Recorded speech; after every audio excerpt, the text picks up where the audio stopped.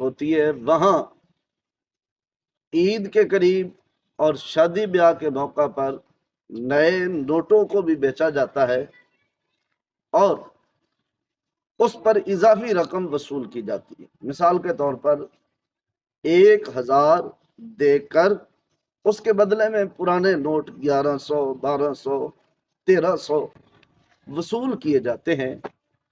تو کیا یہ نوٹوں کی عوض بے سود ہے؟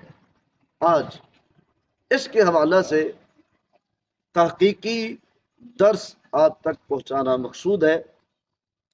تو یہ سوال جو ابھی ذکر کیا اس کا جواب جاننے سے پہلے یہ جاننا ضروری ہے کہ سود کی علتیں کیا ہیں، سود کا اطلاق کیسے ہوتا ہے۔